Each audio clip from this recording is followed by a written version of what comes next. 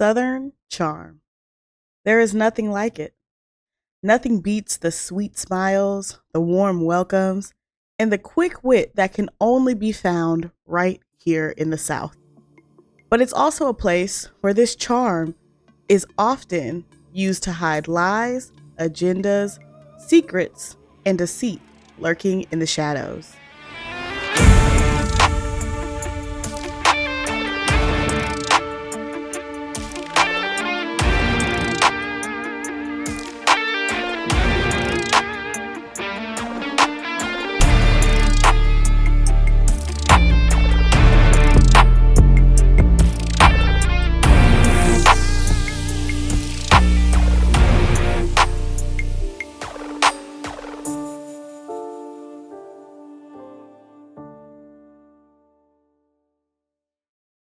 Hi, I'm Dev, And I'm Cam. and you're listening to Criminalish, a true crime podcast where two best friends trade stories ranging from the wild and wacky to the downright messed up. So, I am incredibly excited to tell Cam this story today, especially after the story we had last week. So, we're going to be going for something a little bit lighter. Okay? So, today I will be telling Cam about a case that I have been following pretty closely for a couple of years now. And that case is the fraud of Todd and Julie Chrisley from USA Network's hit TV show, Chrisley Knows Best. Have you heard of this case before, Cam? Oh my gosh. Oh my gosh. You know what? I knew that they were on trial and stuff. They've been charged with something related to fraud, but I honestly had not looked into the reasons. Oh my gosh. Oh, this is going to be great. I'm so excited to tell you this case. Well, Dev, since this is just a little fraud case, I feel like it would be fitting for us to, don some Southern accents for this case today. I do think that'd be quite appropriate, personally. It's so funny since we actually are from the South. I don't think people think we sound Southern enough, which is really funny to me. I feel like it's only certain words that I say where my accent will come out. Same. I will say anything with an I on the end, I'm really bad about. A pie, a sweetheart, things like that. I say really badly. Anything that's like, what is it? Like it with the hidden Y, like ma'am, damn, ma'am. I can't say it without the Y. Like I've tried. I literally tried to be like, ma'am. Like it just doesn't sound right. It doesn't sound right. It doesn't sound right. Some things only sound good in a Southern accent. A pecan pie is only going to sound good as a pecan pie. Nobody wants a pecan pie. Nobody wants that. Lie to me right now and tell me somebody wants to eat a pecan pie. Not one that sounds like that. Alrighty. So before we get into today's case, what are you drinking, friend? So today I am just sipping on some Pinot Grigio from the Apothic brand. Same one as last week. And what you drinking, friend? I am also, just like last week, drinking some peach lemonade, sparkling ice water in my knockoff spiky Starbucks cup that I got from Joann's for $5. So, period. I was thinking about painting it to give it like a Criminalish logo on it. This be my recording cup. That'd be cute. Little merch. So, in today's case, Michael Todd Chrisley, simply known as Todd Chrisley, was born in Georgia, but was raised in South Carolina by his mother, Frey Chrisley. Todd's upbringing has been described as humble, and he has said that his mother, quote, worked 60 hours a week in a textile mill to provide for her family, end quote. In his early years, Todd would go through school before marrying his high school sweetheart, Teresa Terry, And the couple would go on to have two children, Lindsay and Kyle Chrisley. I'm not exactly sure when, but the couple would have a pretty nasty and messy divorce when their children were young. And it was during this divorce that Todd would meet his future second wife, Julie Hudges. And when Todd saw Julie for the first time, he was smitten with her. Quote, "I thought she's got the most beautiful smile I've ever seen. It's the only woman that has literally ever touched my soul." End quote. Well, ain't that beautiful? Ain't that beautiful? Ain't love grand? Prior to meeting Todd, Julie was married to a construction worker named Kenneth Wayne Childress in 1991. But that marriage also didn't work out for her, and she was divorced only a few years later. She took a position at a local bank, and it is there that she met her future husband, Todd Chrisley. And the couple would go on to get married in 1996 before welcoming their first child together, Chase Chrisley. A year later, the Chrisleys would bring in their second child, Savannah Chrisley.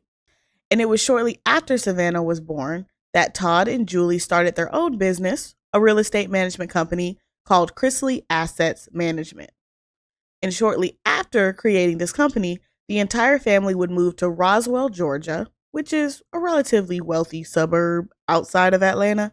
And after almost 10 years of being married, the couple had another son, Grayson Chrisley, in 2006. What channel was their show on? USA Network, baby. I just remember seeing all the little promos for their show. And they are definitely Southern. And don't try to hide it at all. As they shouldn't. Look, as Southern as a peach pie. Mm-hmm. And their voices were just so grating. Not because of the accent, but more just the tone. It was just too much. I feel that. It definitely triggered my sensory issues when I heard them speak. I knew way too many people who sounded like that growing up. I think that's what the issue was. Same. I say that like we didn't grow up in the same circle. Durr. Like we didn't grow up 5 minutes down the road from each other. Right. Like I wasn't spending all my time at your house when we were growing up. Anyway. Mm-hmm. Like we're not talking about the same people. Right. Exactly. The same high school teachers. Mm-hmm. Mm-hmm. And middle school. Mm-hmm. If I'm thinking the one that you're thinking, definitely middle school. The English one? Yes! The short one? Yes. Who cried when she had to wear the turkey suit? Yes! Yes. We're keeping that in. And I hope she was. Bro, I would fall out. Oh my God. Mm-hmm. Yep, that's the one for sure. Yep. Tell me you've been friends for a decade and a half without telling me you've been friends for a decade and a half. It's a lot of years, a lot of experience here. Yep. Hello. Now, it has been said that Todd was estranged from his oldest children, Lindsay and Kyle, for reasons that I do not know. And quite honestly, I didn't even look into really hard because I don't like to get into the depths of real family drama when it's unnecessary. But it does seem that both of his older children, Lindsay and Kyle, did maintain some kind of contact with Todd. So all of this background leads to the main event, the creation of the USA Network's reality TV show, Chrisley Knows Best. So in 2013, the USA Network was looking to expand their reality TV programming. And I'm not exactly sure how they found the Chrisleys, but it is my belief that the family is extremely wealthy and money talks. But you didn't hear that from me. Allegedly, money talks. But either way, when the series premieres in 2014, it is a hit. According to a USA Network producer, quote, "While their lifestyle is over the top and their personalities are larger than life, the Chrisleys are a very close-knit family who are refreshingly honest and genuinely funny." End quote. Chrisley Knows Best premieres in 2014 in the family's 30,000 square foot home in Roswell, Georgia. And that serves as the stage to show Todd's controlling parenting style and Chrisley family conflict turned funny. So the series was a hit for the USA Network and was swiftly renewed for a second season before the first season had even ended. And to give you guys a little bit of insight into my household, between 2013 and 2020, we loved Chrisley Knows Best. Honestly, we very genuinely thought the show was hilarious. We thought it was impossible to take these people seriously. And it was really lighthearted. Occasionally there were some serious bits, but overall it was a very lighthearted show and was very family friendly. It was very obvious that Todd and Julie had some very unconventional parenting styles that I don't think I agree with in 2024. But when I was a child, it was hilarious. Can you give an example? Just because I haven't seen the show. Like in one instance, their son, I won't keep this in there because I don't remember it fully, but like this is the one that I'm thinking about. Like their son was complaining about not getting a new MacBook. He got them like a year older. And so they took the MacBook and threw it in the pool.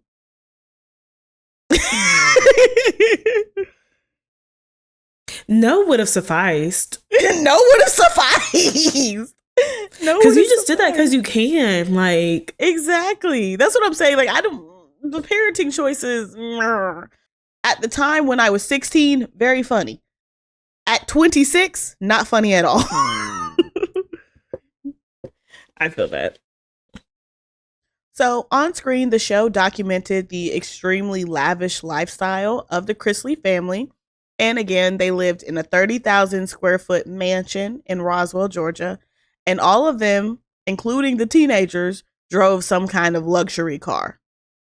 And the show also focused a decent amount of time on the children and how they lived their lives and their views on the world growing up with this much wealth, which I will say were quite skewed. I will say the children were probably my least favorite part of the show because you could just tell they had never had any kind of, I don't want to say hard time, but like they were never told no. They got basically everything they wanted.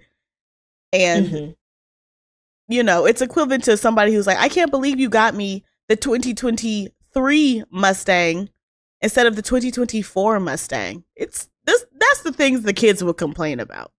And that would annoy me as a child who was like, may I please have $12 to go to the movies with my friends? Right. Can I have $50 for this field trip for school? Like, right. Yeah. Right. Knees shaking. Heart rate quick.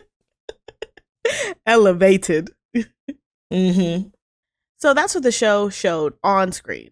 And off screen, the family was still doing good, but they were spending a lot of money. Allegedly, Todd flew from Atlanta to Las Vegas twice a month and stayed at the Beverly Hills Hotel in order to visit a hairdresser who was keeping his bleach blonde hair bleach blonde. And this is just a rumor, but it does to me show just how much money the family was spending. But it never seemed to be a problem because, again, Chrisley Knows Best was a hit. So the money is coming in just as quickly as it's going out. In May of 2014, the USA Network made a press release stating that Chrisley Knows Best was its, quote, most watched current original series, end quote, averaging 1.8 million total viewers. And before anybody knew it, the USA Network was trying to spread the Chrisleys everywhere. Todd Chrisley hosted a late night TV series called According to Chrisley, which premiered in 2017. Chase and Savannah Chrisley became the stars of the E! Network spinoff series called Growing Up Chrisley, which followed Savannah and Chase on their cross-country road trip to Nashville from Los Angeles. And Julie even hosted a cooking show called What's Cooking with Julie Chrisley on the USA Network website. And this family was so likable that Todd was even scheduled to become a host and an executive producer on a new dating show called The Love Limo. It sounds messy. Sounds messy as hell. I didn't even really look into what the show was supposed to be about because I was like, this just feels like mess. And for the Chrisley family, everything just seemed to be going right. And it was just up, up, and up.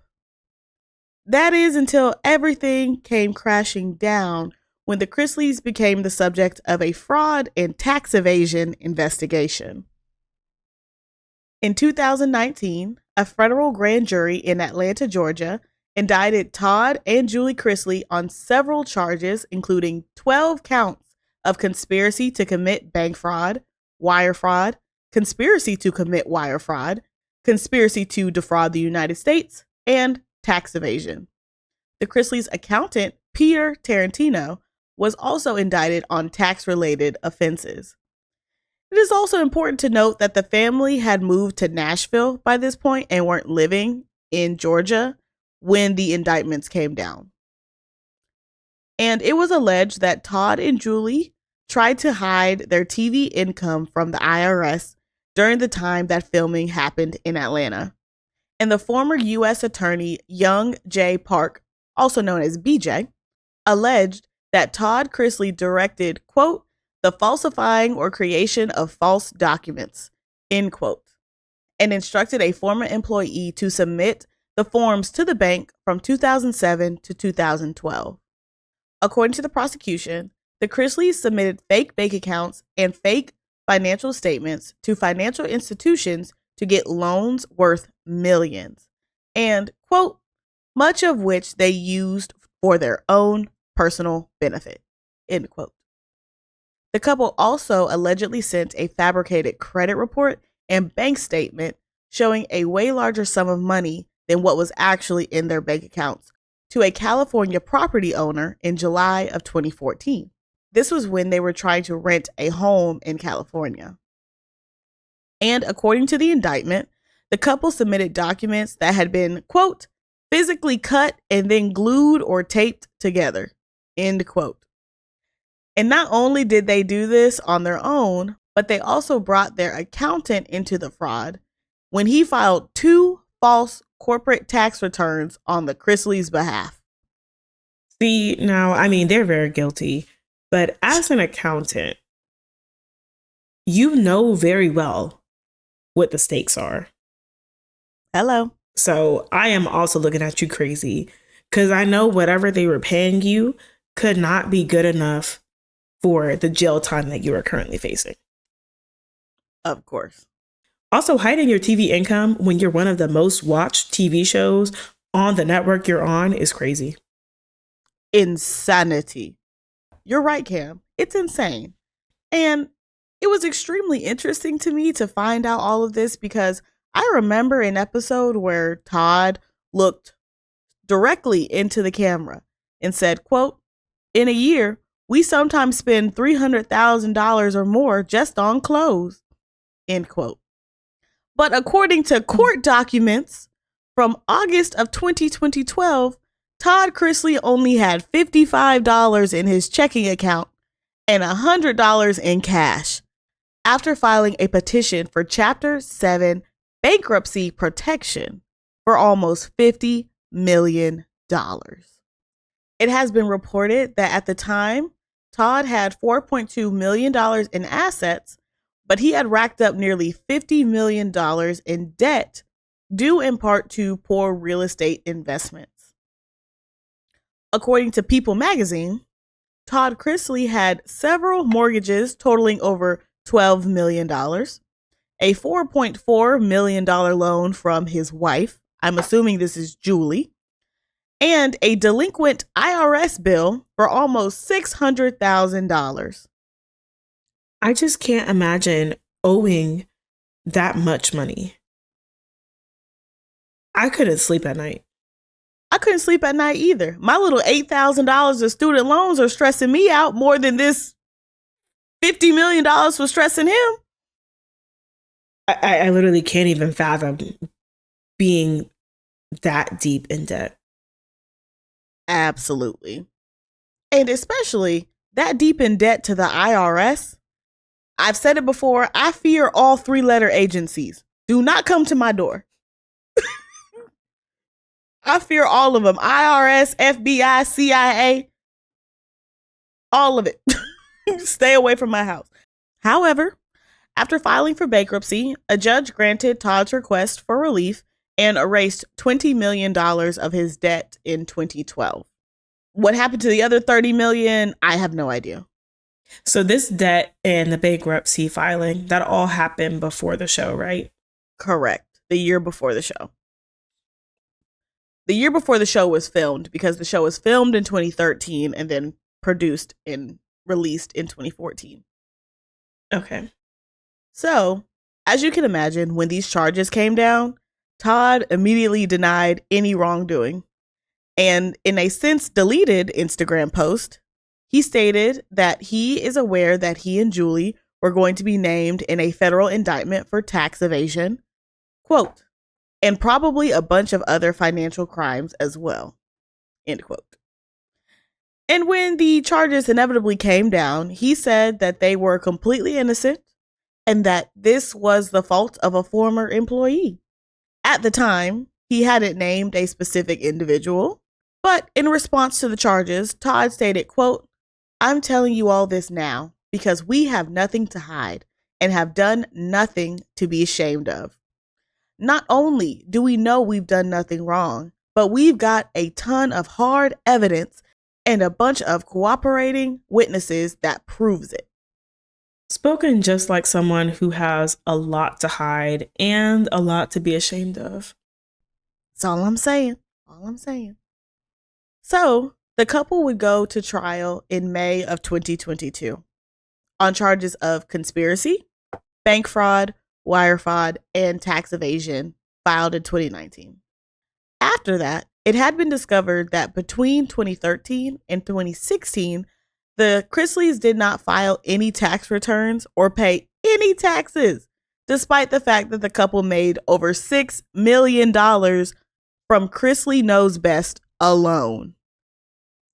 According to the prosecution, the money from the show was paid to the Chrisleys' company, 7 Seas Production, but was not declared as income in federal tax returns.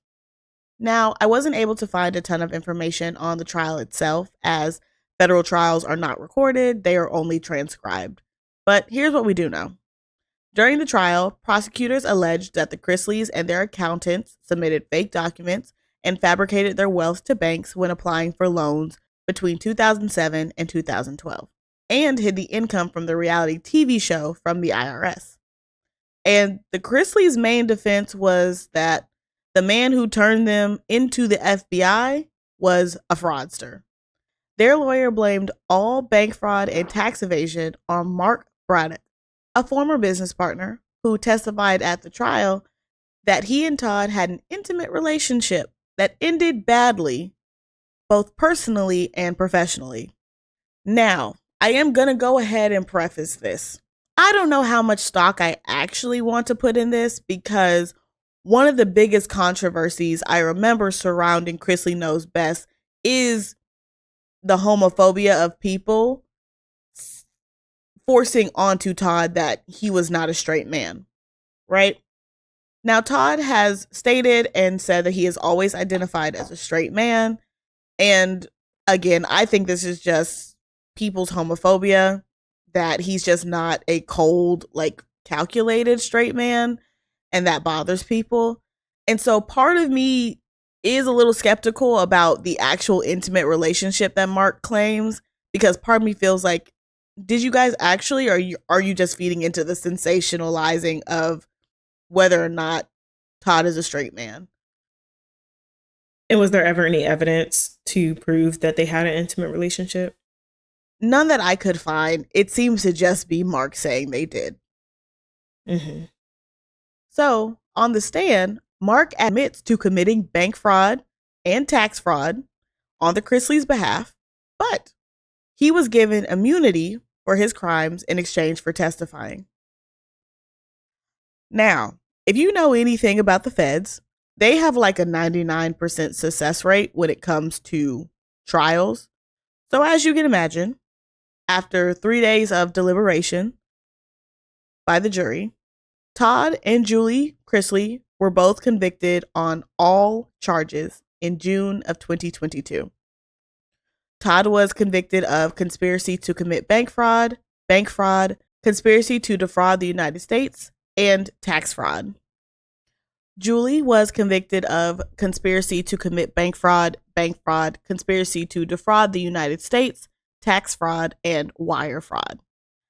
And Peter Tarantino was convicted of conspiracy to defraud the United States and willfully filing a false tax return. In November of 2022, Todd and Julie were sentenced. Todd Chrisley was sentenced to 12 years in prison, and Julie Chrisley was sentenced to 7 years in prison. This coming after Todd pleaded to the court to give his wife less time and even said, quote, "My wife Julie should not be punished," end quote. They both also received 16 months of mandatory probation post-release. And the Chrisleys' accountant, Peter Tarantino, was also sentenced to 3 years in prison after being found guilty. So as you can imagine, once the convictions and the sentences are passed down, the Chrisley empire crumbles. Both Chrisley Knows Best and the spin-off show Growing Up Chrisley were canceled by the USA Network and by E! And in January of 2023, Todd and Julie began their sentences at different facilities. Todd reported to Florida's federal prison camp in Pensacola, and Julie reported to the Federal Medical Care Center in Lexington, Kentucky, as she was a breast cancer survivor and required additional medical care. With Todd and Julie both being behind bars, their oldest daughter, Savannah, became the legal guardian of her younger brother, Grayson, and her niece, Chloe, whom Todd and Julie had originally taken full custody of in 2016. Savannah has a podcast called Unlocked, and on that podcast, she has been extremely open about how hard her parents' arrest and subsequent absence has been on her and her family. Quote, "I'm helping to guide Chloe and Grayson through this process, and I'm having to guide them through this process as I'm trying to guide myself through this process, which is very, very difficult." End quote. And of course, I have a lot of sympathy for Savannah as well as the other Chrisley children, because I just hate when kids get caught in the crossfire of their parents' foolishness and they kind of also become victims to their parents' poor behavior. It's not fair. And now these children are going to have to rely on their older sister and essentially are going to grow up without their parents, at least for the next 6 years, as Julie is scheduled to be released from prison in 2030. Should she serve her entire sentence, she will be 57 years old, but a release date of October 2028 has recently appeared in court filings, meaning that Julie may be released from prison earlier than expected. And Todd, should he serve his entire sentence, will be released in January of 2033 at the age of 61. However, to wrap things up, Savannah has also stated on her podcast that neither of her parents have ever offered an admission of guilt, and the couple continues to appeal their convictions. And that is the end of our story, friend. Oh my gosh. Well, thank you for going into the details there, because I'd been seeing the headlines, but I just had never looked into it. Very, very messy. But also, I'm glad that they got caught, because I feel like rich people are able to take advantage of so many loopholes that are purposefully in our tax system and are able to get away with this. And the government is missing out on so much money that could actually help do things like fix infrastructure, empower social programs. Like, this is the money that y'all need, not my little salary. Y'all need to be taken from that. Hello. Go ahead, go after the people who are owing y'all millions of dollars. Right. How you not kicked in the door of somebody who owes you $600,000? How have you not gone to kick their door in? But let me be a day late. I'll get an aggressive ass email from y'all. But like you said, I also do feel bad for their children, especially the ones who are raised in this wealth. Like, their parents raised them to be so used to and dependent on this level of wealth. And I'm not sure what their financial situation is right now, but I'm sure it's not what it was before. So now, like, the rug has been ripped out from under them. And I hope that they come out of it okay. But either way, yeah, like, they're not going to see their parents outside of a prison until the end of this decade, probably. Right. And that is just sad. Like, I just always hate when kids end up in the crossfires of people's foolishness. It's not fair to them. They didn't ask to be here. They did not ask to get caught up in your mess. I also think it was wild as hell for you to agree to do this reality TV show when you knew you were evading taxes, when you knew you were committing bank fraud. Why would you agree to do this show? I feel like that's really what put the nail in the coffin for you. I really think the government was about to ignore you until you went on USA Network and flaunted this money that you didn't give them in their face. Why would you do that? Nothing but the audacity. Every time, friend, every time. See, and this is why I say I gotta up my audacity. I don't have enough. I do not have enough at all. Any other thoughts, friend? Nope, that's all I've got. Thank you to our listeners for joining us on today's episode. I'd also like to thank the LA Times, Insider, and Emily D. Baker for providing most of the material for this episode. And if you'd like to check out photos related to this case, be sure to follow us at Criminalish Podcast on Instagram, TikTok, and YouTube. Listeners, if you like what you hear, be sure to tell a friend and leave us a 5-star review wherever you're listening to the Criminalish Podcast. And if you are listening on Spotify, feel free to leave any comments or questions. As always, stay nosy, my friends. Bye. Bye.